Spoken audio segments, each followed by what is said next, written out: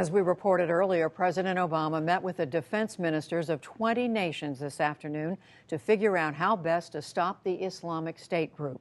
Despite coalition efforts, the militants continue to push ahead and make further gains in some areas. Tonight, we take a closer look at where IS is in control and what areas they're threatening. Ned Parker is the bureau chief with the Reuters news agency in Baghdad, where earlier today, 23 people were killed in a suicide bombing in a Shiite neighborhood. I spoke to him a short time ago.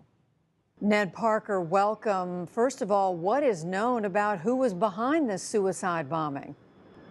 Well, the attack has been claimed by the Islamic State on Twitter. They say it was a deliberate strike on the Shiite area of Kadhimiya to assassinate a member of parliament, a Shiite parliamentary member named Ahmed Kafaji, who had also been a deputy interior minister in the past.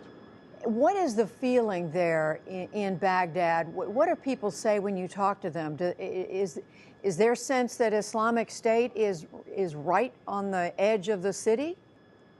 Well, I think what one has to realize is that even before Mosul, the city was surrounded, and at the very beginning of the year, a war started in Anbar in Fallujah. So that immediately brought the war to the edges of Baghdad, what we refer to as the Baghdad Belt. So even in April, you had the Islamic State in the area of Abu Ghraib that's outside of the airport. So the city has been under siege, if you will, for some time. A loose siege, but definitely there has been a battle going on pitting security forces and militias against the Islamic State. What maybe is different now is that the state of play since Mosul fell in June has really been a stalemate, and the Islamic State has been able to consolidate ground despite U.S. airstrikes in parts of the north. And in western Anbar province, in the last month, we've seen the Islamic State have a series of victories in the Euphrates River Valley. All of this perhaps is allowing the Islamic State to move more of its fighters around. And even in the summertime, in July, there was always talk of sleeper cells in Baghdad that could potentially carry out an attack, seize a Sunni neighborhood. So all of that has been here and continues to be, even though there have been U.S. airstrikes. And that leaves Iraqis feeling frustrated, worried about the future, and genuinely scared. But it isn't because suddenly the Islamic State is at the doorstep. They have been at the doorstep for many months. But overall, the sense is that Islamic State is growing in its presence and the territory it holds in the country. Right now, there is this new sense of alarm or panic, but when you look at it, the biggest change in the battlefield in terms of momentum is Anbar province, where you're seeing towns fall, and where potentially you could soon have the Islamic State having the border of Qim all the way to Ramadi.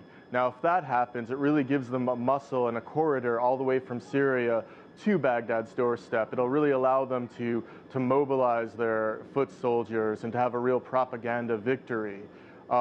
Maybe that changes things more, but I think the point is there were suicide bombings in Iraq last December, last spring. The security situation has been unraveling for some time, and really the Islamic State has been surrounding the province of Baghdad for 7 or 8 months. And right now it's a time where people feel uncertain, in part because the Islamic State is not going away, it's not disappearing, and the efficiency of the U.S. airstrikes is limited just by the fact that the advisors who are calling in the strikes are limited in the green zone in Baghdad and in Arbil. Well, just finally, what happened, Ned Parker, to the sense when the new prime minister was named, Mr. Abadi, that he was going to pull the country together, that there was going to be less sectarian strife? Because meanwhile, we're hearing about Shiite militias attacking Sunnis across the country, while at the same time, Islamic State is wreaking the havoc you're describing.